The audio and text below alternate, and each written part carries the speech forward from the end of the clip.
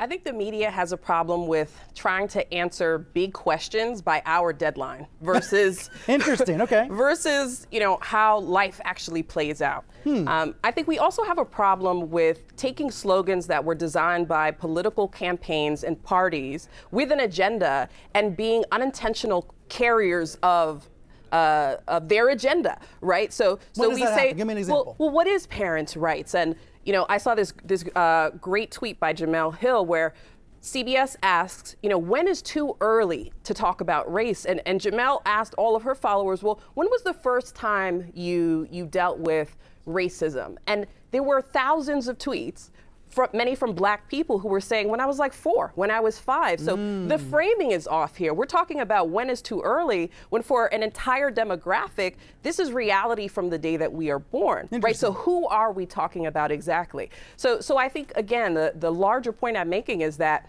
we fall into this trap. We're manipulated and we repeat the phrases, right? Trying to answer the questions that the critics put out there to intentionally derail the public dialogue.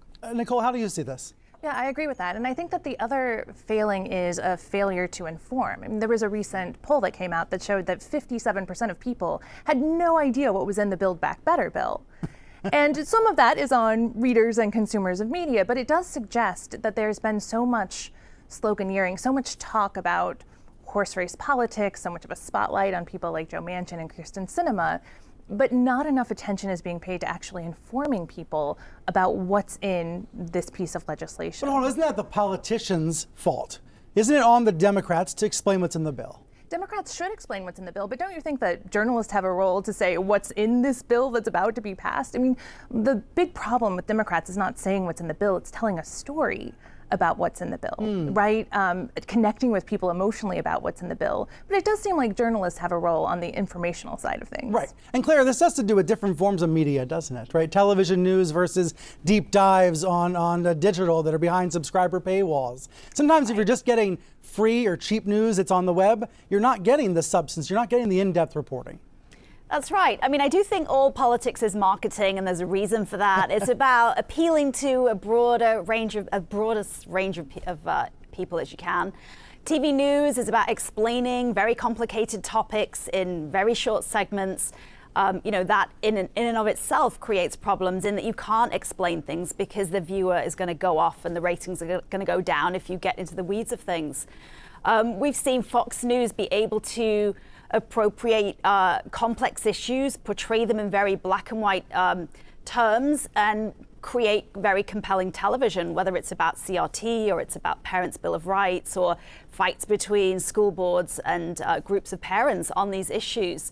So, I mean, I think it's fair for the news media to kind of look into what is happening in schools and what does CRT mean and what are kids being taught in schools. And I don't think it's just Fox News that is looking at that issue. It's also Barry Weiss, the former New York Times correspondent. It's former New York Mag correspondent Andrew Sullivan. They're also asking these questions about what is fair when it comes to accusations of racism and how CRT is applied in schools. Yeah, let me say how I feel about this and tell me if y'all disagree. It seems to me there's real, obviously very real issues. We all know it, every parent knows it with involving schools in the era of the pandemic. Real issues about learning loss, real authentic issues about school board and curricula. But then there's also this apocalyptic narrative that comes from right-wing media, including Fox, that is out of proportion, that is exaggerated. Seems to me, Natasha, both are true, and you can see it in the way CRT has been redefined. Critical race theory is a real thing, it's taught in colleges, academics study it for a living, but now that phrase has come to mean something very different in our political ecosphere. Yes, and what's interesting is that so many of these debates are old. Oh. they're just rehashed, right? When I was a local news reporter, some of the most intense stories were school board meetings, and they were about busing kids from the city into the suburbs. So these are America's issues with race and identity, and this sort of this moral outrage that just gets repackaged for a new era. So hold on, you're saying when the top issue is called education, the top issue is race. It's actually race, and it is our job as journalists to provide that historical context so that our readers just don't take that headline and say parents' rights, and then it becomes this debate about what the people with the agenda actually want us to debate versus this larger picture that we're aware of and we should know about. It also seems like there's a lot of frustration, discontent among Democrats with the media right now. I see Senator Brian Schatz on Twitter saying the media needs to catch up to the story of the economy. The economy is, really steaming back. I see a lot, Claire, of criticism from like rank and file progressives saying the press does not really understand what's in the bill, is not taking it seriously, is not celebrating Biden's wins. Now, it's not our job to celebrate, but we do need to provide the proper context for what's happening. How do you view coverage of the economy right now? I think we forget that people experience the economy not just through the media, but their own experience. And we are absolutely not here to be promoters of the Biden agenda in any way. We're supposed to be questioning it. So that's the first role of journalism. As you said, context is everything. There are some wins. But people go out, they listen to headlines about inflation, they see supply chain issues being brought up time and time again. They go to restaurants and they pay more, they wait longer, and they see staff shortages, and that's how they experience the economy as well. So I don't think you can put all of that on the media. Also, we focus on the problems, not the solutions.